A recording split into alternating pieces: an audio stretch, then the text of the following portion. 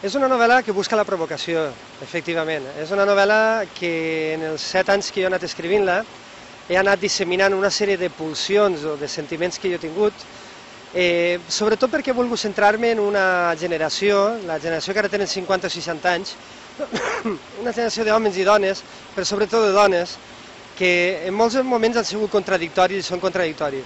És una generació a la qual els devem la lluita per les llibertats en una etapa difícil, la transició democràtica, però sobretot una generació que ha buscat una independència personal que no sempre ha aconseguit. De fet, en la meva novel·la jo busco aquesta provocació, una provocació al lector per reflexionar, per pensar, per dir com des d'una ciutat com és en aquest cas Alacant, doncs podem també contribuir a una història intensa. La meva novel·la està ambientada en una ciutat que ben bé no s'explica on és, perfectament pot ser Alacant. L'única ciutat que es veu mencionada és Tarragona, perquè és la ciutat en la qual viu o de la qual procedeix l'altre personatge, un personatge que inquietarà, l'Ismael. És el jove de 25 anys que es prostituís per pagar la carrera, que va venir de Tarragona per buscar-se la vida, per voler trencar amb una família que el desestabilitzava, i un personatge que, sens dubte, provocarà en molts moments les reaccions més contradictòries dels lectors. Aquesta no és sols una novel·la eròtica. Home, sens dubte, perquè quan jo vaig concebre Sara, la dona sense atributs, i al igual que les novel·les anteriors, no la vaig concebre pensant només en un tipus de novel·la concreta. Aquesta no és sols una novel·la eròtica. Estic molt orgullós d'haver rebut el premi de novel·la eròtica a la Vall d'Albaida, però pense que és una novel·la que va més enllà. De fet, el jurat, quan em va concedir el premi, així ho va valorar. És una novel·la que es construeix amb l'erotisme, però també amb molts elements de reflexió. Ja he citat alguns elements anteriorment referits, però sobretot m'agradaria destacar aquesta voluntat que jo he volgut de retratar una generació i, en definitiva, una novel·la que per al lector de qualsevol edat, òbviament un lector adult, perquè els continguts que hi ha és obvi que poden ferir sensibilitats en alguns moments, busca una novel·la distinta, una novel·la que va més enllà d'un gènere i una novel·la en la qual el lector podrà riure, plorar, indignar-se, escandalitzar-se, divertir-se, descobrir en definitiva el que pot haver darrere de la vida del dia a dia d'una persona. Aquesta no és sols una novel·la eròtica. Sí, al mateix moment, i a més ho he buscat en alguns moments, que siguin fins i tot simultànies. No em referiré només a situacions eròtiques en les quals moltes vegades sabem que amb el joc del sexe tot és permès i fins i tot una mica de dolor pot fer-lo incrementar en algunes persones, però en el meu cas és una novel·la en la qual les situacions són sempre contradictòries. Els personatges, com tu m'has dit, no són només personatges planers, són personatges amb molts matisos. Jo parlaria de personatges polièdrics, sobretot en el cas de Sara, la meva dona protagonista, i per això pense que els lectors en alguns moments podran sentir plaer i dolor al mateix moment. Aquesta no és sols una novel·la eròtica. A veure, en aquesta novel·la, en la construcció de la novel·la, pense que estic davant d'una de les novel·les més sincera meua, en la qual he tret més de mi mateix. Òbviament, la història contada no és la meva història, perquè partís d'una premissa que és una dona de 50 anys, que poc té a veure amb el que és la meva vida, però sí que m'agradaria destacar que és una història molt sincera, una història amb molts sentiments i reflexions meues, amb molta mala llet, si em permeteu l'expressió, doncs estan dins de la història de Sara i d'Ismael, el segon personatge de la novel·la. Aquesta no és sols una novel·la eròtica. A veure, jo aquesta novel·la la vaig simultanejar en escriptura quasi amb els Silencis de Maria, per tant hi ha un narrador en segona persona comú en les dues històries. Un narrador en segona persona que en definitiva es construeix com un alter ego dels personatges i que a mi com a autor em va servir moltes vegades per oferir la meva opinió personal i moltes vegades per buscar la complicitat del lector. Estem davant de situacions difícils, situacions contradictòries, situacions paradoxals, i aquest narrador, aquesta veu en segona persona, al qual el lector en un principi podrà trobar estranyesa, amb molta facilitat el podrà localitzar i entendre el perquè d'aquesta segona persona narrativa. Estem davant d'una novel·la en la qual jo he buscat una comprensió fàcil, una agilitat que, sens dubte, aquest tipus de narrador, aquest punt de vista m'ha servit per això. Aquesta no és sols una novel·la eròtica. Jo defense aquest títol de l'home sense atributs i, en definitiva, és el que fa la meva protagonista, que també és traductora, perquè ella s'engresca en el temps que deixa el seu treball com a intèrpret per fer una nova traducció de l'home sense atributs.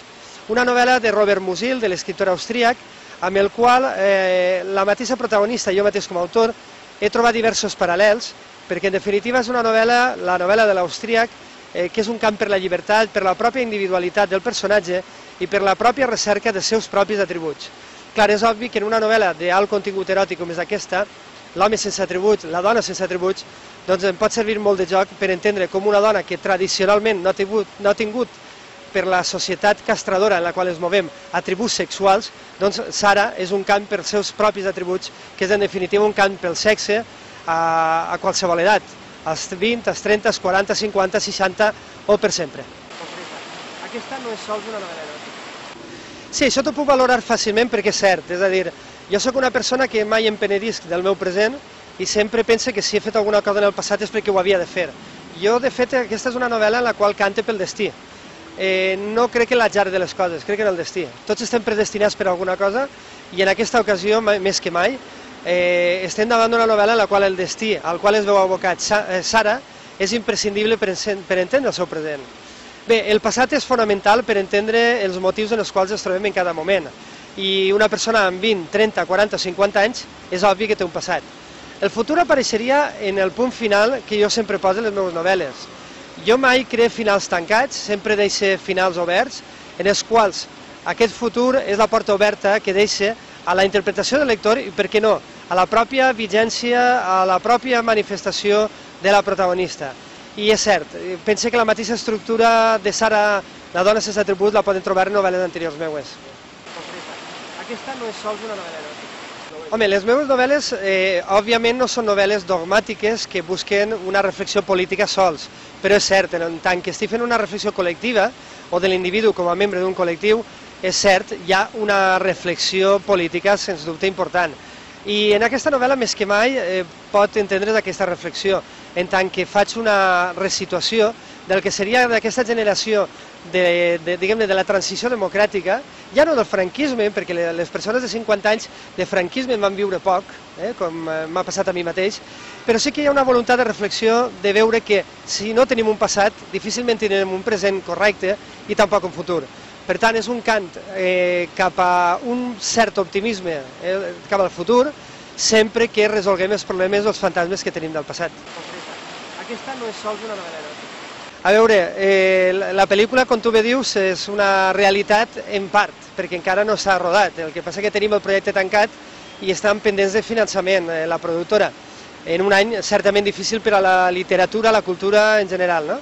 Però bé, soc una persona que m'agraden molt els llenguatges diversos i les adaptacions i versions cinematogràfiques o teatrals que s'han fet d'obres meues o que jo mateix he fet, doncs m'omplin de satisfacció perquè en definitiva estan davant d'una sèrie de perspectives diverses que enriqueixen, sens dubte, el punt de partida.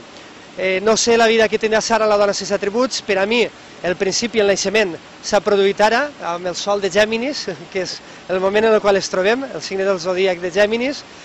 Gèminis és un signe doble, com bé saben els que són Gèminis, i en definitiva és un signe que, bé, espero que faci preveure una duplicitat d'interpretacions i de vida d'una novel·la en la qual he treballat molt, moltíssim, i en la qual tinc els millors desitjos cap a ell, sens dubte. Aquesta no és sols una novel·la eròtica. Sí, és una novel·la en banda sonora, com jo he dit abans de la roda de premsa, perquè les cançons de Edith Piaf em van acompanyar escrivint la novel·la i sens dubte em van ajudar molt a l'hora de concretar tant les lletres de la cançó com la música d'Edith Piaf com el mateix personatge que és Edith Piaf a l'hora de construir el personatge de Sara. Una dona desarrelada, amb molta angoixa personal, però amb molta força vital per seguir endavant. Cada capítol, de fet, en la novel·la, ve encapçalat per una cançó, per la lletra d'una cançó d'Edith Piaf. Per tant, convidaria els lectors a llegir la novel·la amb les cançons d'Edith Piaf i, si és possible, seguint el mateix ordre. En definitiva, els ajudaran a entendre el que és la veu de Sara, una dona sense atributs.